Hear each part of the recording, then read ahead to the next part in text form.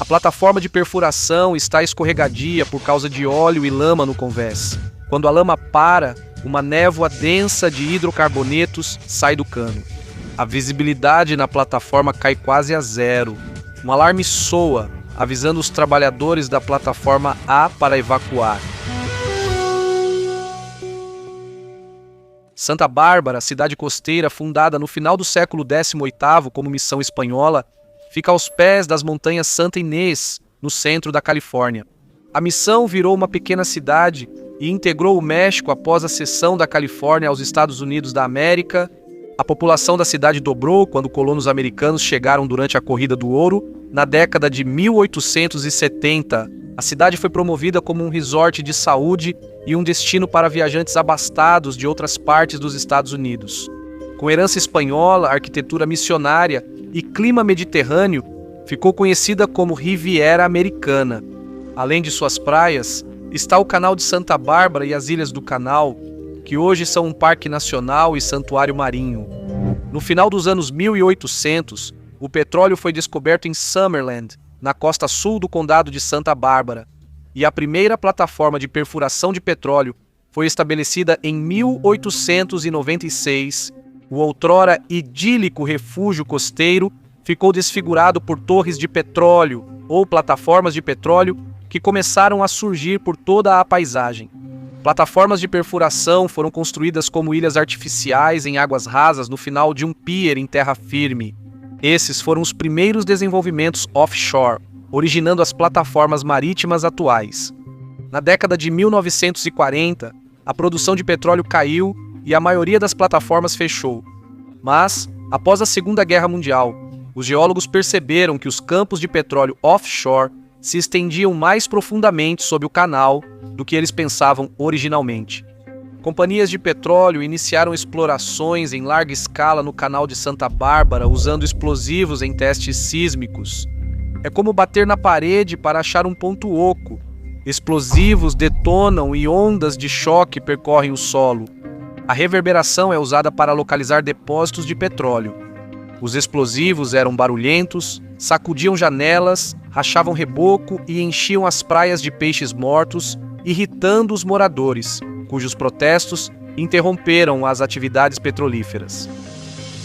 Em 1953, o Congresso autoriza concessões federais dos campos submersos da plataforma continental. Esses campos de petróleo ficam submersos a mais de 3 milhas náuticas da costa.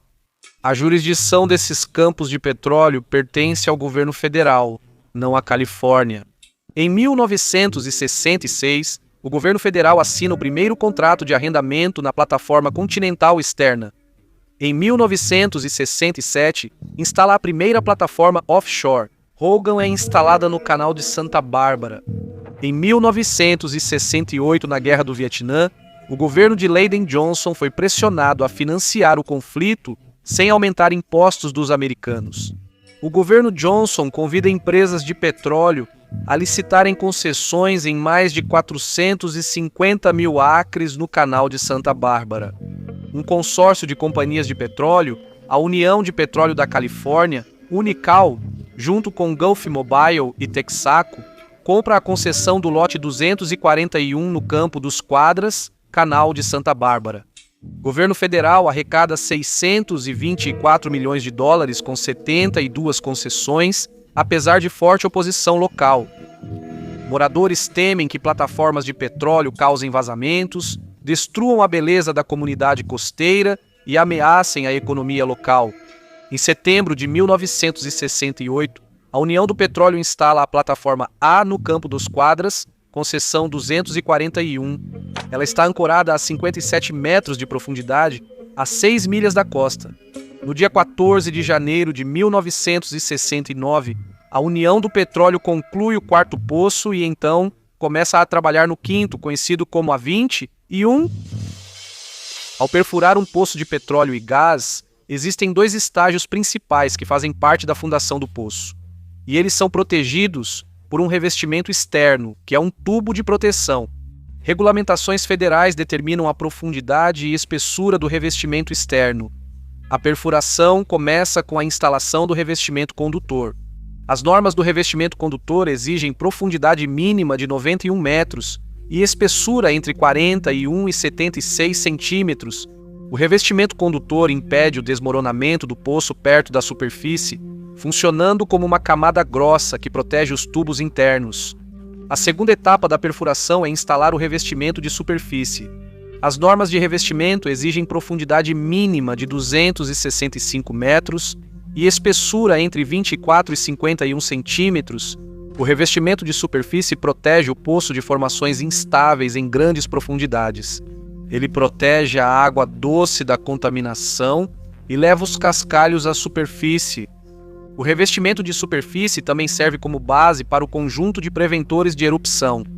O preventor de erupção é um equipamento de segurança fundamental que controla a pressão do poço. Durante as operações de perfuração, os depósitos de óleo e gás estão sob pressão quando você perfura esse depósito. Duas coisas evitam que óleo e gás escapem descontroladamente do poço: o preventor de erupção e o peso da lama de perfuração, bombeada nos tubos para encontrar o óleo e o gás. O revestimento condutor e o revestimento de superfície atuam como uma coluna de aço para garantir que o poço seja estável, e eles protegem contra o acúmulo de pressão que pode forçar o gás ou o óleo a escapar do poço. A União Óleo solicita ao Serviço Geológico dos Estados Unidos da América a dispensa de certos requisitos de revestimento para o poço A20 e seus pedidos são atendidos na primeira etapa, União Óleo. Instale um revestimento condutor de 40 centímetros de diâmetro, idealmente com no mínimo 41 centímetros e preferencialmente até 76 centímetros de espessura. Eles instalam o revestimento condutor a 725 metros abaixo do fundo do oceano, ficando 185 metros abaixo dos 91 metros exigidos pelo padrão regulatório. A equipe de perfuração inicia a segunda fase, instalando o revestimento de superfície até 265 metros. Mas a Union Oil solicita e recebe autorização do Serviço Geológico dos Estados Unidos da América para perfurar o poço A20 sem instalar nenhum revestimento de superfície. Em 28 de janeiro de 1969, 14 dias após o início das operações no poço A20 da Union Oil, a equipe concluiu a perfuração. A terceira fase, chamada revestimento intermediário, é instalada. Esse revestimento tem diâmetro de 18 a 34 centímetros, permite perfurar formações desafiadoras de alta pressão, como xisto ou rocha fraturada. Antes de chegar à zona de produção, a equipe de perfuração para 1.060 metros, poucos metros, antes da profundidade final de 1.067 metros, onde está a zona de produção. Os metros finais correspondem à fase 4 da perfuração, quando a equipe perfura e instala o revestimento de produção. O revestimento de produção, com diâmetro entre 14 e 24 centímetros, atua como uma agulha perfurando o reservatório. Para finalizar o poço, tubos são instalados no revestimento para levar petróleo e gás do reservatório à superfície. Às 10h45, as equipes retiram a broca da fase 3 para iniciar a última fase da perfuração. Quando a broca da fase 3 atinge 914 metros abaixo do fundo do mar, os últimos 7 metros do poço se rompem por causa da alta pressão e o peso da lama de perfuração é rapidamente perdido. Batalha para conter óleo e gás sob alta pressão. Uma torrente de óleo, gás e lama de perfuração sobe rugindo pelo revestimento do poço e jorra para fora, alcançando 27 metros de altura, respingando nos trabalhadores e equipamentos ao redor da plataforma. Durante o blowout no poço A20, a equipe tenta desesperadamente tamponá-lo. Eles tentam rosquear uma válvula de retenção no topo da coluna, mas a pressão de mais de 69 bar é forte demais para controlarem. A lama continua a jorrar, espirrando a 6 metros do tubo e se espalhando pela plataforma, tornando-a escorregadia e perigosa para a equipe continuar o trabalho. A lama que sai do tubo é acompanhada por uma densa névoa de hidrocarbonetos gasosos que escapa, diminuindo a visibilidade quase totalmente e incomodando os homens. O assobio alto do gás impede a equipe de ouvir as instruções uns dos outros. Com o vazamento contínuo de óleo e gás, cresce o risco de explosão. Os trabalhadores da plataforma A recebem ordem de evacuação. Só a equipe de emergência do fechamento do poço fica no convés. Esses trabalhadores empurraram uma seção de tubo de 800 metros no poço.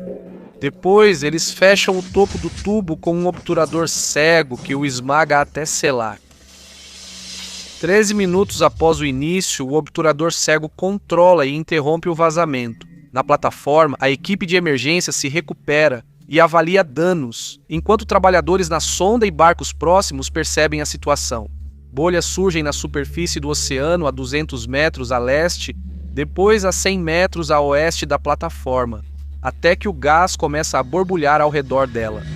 Tampar o poço no topo do tubo faz com que gás e óleo escapem mais abaixo, pois o revestimento condutor é curto e não há revestimento de superfície. Óleo e gás de alta pressão forçam passagem pelas laterais do poço. Falhas sob o leito marinho causam rachaduras devido à pressão e rompem o fundo do mar em 5 locais diferentes. Uma mancha de óleo cobre 25 milhas quadradas a leste da plataforma às 13h15. 2 horas e meia após o incidente, a Guarda Costeira dos Estados Unidos da América é informada sobre um vazamento na plataforma Union. A Guarda Costeira contata a Union Oil para oferecer ajuda. O representante da Union Oil confirma o vazamento por telefone, mas afirma que está controlado, nega vazamento de óleo e recusa ajuda. Às 8h do dia seguinte, um helicóptero da Guarda Costeira vai à plataforma checar o relatório. A equipe vê uma grande mancha de óleo cobrindo 75 milhas quadradas do oceano, se estendendo por várias milhas da plataforma. Noticiários relatam o vazamento de óleo e a Union Oil recebe tantas ligações que executivos precisam confirmar o ocorrido. João Fraser menciona 5.000 galões para minimizar o acidente, mas as estimativas reais são de 5.000 barris, ou seja, 210.000 galões por dia vazando no oceano. Na plataforma A, seguem os trabalhos para tampar o poço e fissuras no fundo do mar. Trabalhadores bombeiam lama para cobrir e selar as aberturas. Depois colocam cimento no buraco e fissuras.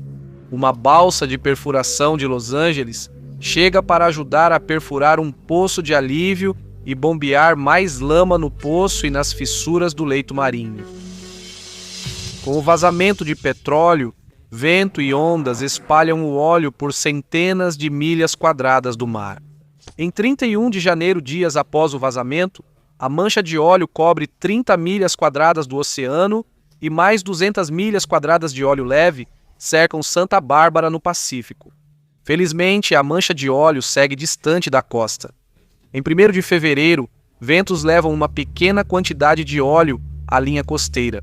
A famosa área de surf de Rincon, na divisa dos condados de Ventura e Santa Bárbara, será a primeira praia afetada em 4 de fevereiro. Tempestade de inverno com ventos sudeste-oeste e marés altas empurra a mancha de óleo para o porto de Santa Bárbara e praias do sul do condado de Santa Bárbara e noroeste do condado de Ventura. Instalam barreiras de contenção em portos e praias para proteger da mancha de óleo. No fim da tarde, até 20 centímetros de óleo acumulam-se nas barreiras. Naquela noite, no auge da tempestade, o vento e a maré alta rompem as barreiras de óleo. Na manhã de 5 de fevereiro, moradores da costa acordam com cheiro de petróleo e praias escuras com aves mortas e moribundas. O desastre que mais temiam da produção offshore devasta a bela paisagem. O som das ondas na praia é abafado pela camada de óleo na areia. O porto de Santa Bárbara também é afetado. O petróleo escurece cerca de 800 barcos ancorados. As ilhas do norte do canal de Santa Bárbara, além de Santa Bárbara, Carpinteria e Ventura, foram afetadas pelo vazamento. Moradores observam horrorizados ao caminhar por praias cobertas de óleo, encontrando aves mortas e moribundas. As marés trazem mais óleo e corpos de golfinhos, focas e aves mortos. Os golfinhos têm orifícios respiratórios entupidos de óleo, causando hemorragias nos pulmões. Focas, lontras e aves são envenenadas ao ingerir o óleo. O vazamento mata peixes, crustáceos, moluscos e destrói florestas de algas. O óleo cobre as penas das aves, impede o voo e afeta a impermeabilização e isolamento térmico, causando hipotermia. Enquanto as aves se limpam para remover o óleo tóxico e o alcatrão, elas acabam ingerindo essas substâncias.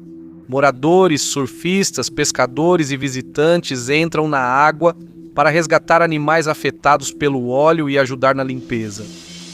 Vizinhos se voluntariam para limpar o vazamento nas praias e portos. Palha é usada para absorver o óleo. Trabalhadores do setor petrolífero e equipes de limpeza, em barcos pequenos com barris de resíduos, removem e absorvem o vazamento com feno e forquilhas. Tratores empurram areia poluída e palha cheia de óleo em montes para remoção nas praias. Cerca de 3.000 toneladas de palha auxiliam na limpeza. Talco e produtos químicos dissolvem o óleo nas rochas, muros e quebra-mar do porto, mas resta uma crosta de óleo e talco. Após a evaporação dos produtos químicos, a crosta é removida com jatos de água de alta pressão, desintegrando-se em poeira marrom. Rochas oleosas são limpas com vapor em alguns locais, cozinhando mexilhões e outros seres marinhos. Empreiteiros de petróleo offshore e a guarda costeira pulverizam dispersantes químicos no óleo a partir de navios. Aviões são usados para despejar dispersantes e detergentes para quebrar as manchas de óleo. Dispersantes de baixa toxicidade, como Polycomplex A e Corexit, são aplicados até 3 km da costa.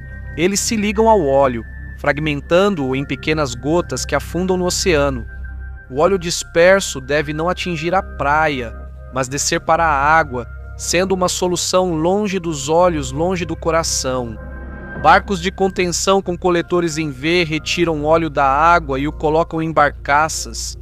Jornais, revistas e emissoras nacionais divulgam imagens do vazamento de Santa Bárbara, mostrando aves mortas e agonizando, o que gera preocupações ambientais em todo o país. Até 6 de fevereiro, a mancha de óleo alcança 100 milhas da costa sul da Califórnia, levando Nixon a suspender totalmente a perfuração e produção de petróleo em águas federais. No canal de Santa Bárbara, só o poço de alívio em perfuração para interceptar o poço descontrolado recebe exceção. No dia 7 de fevereiro, os trabalhadores fazem sua última tentativa de fechar o poço.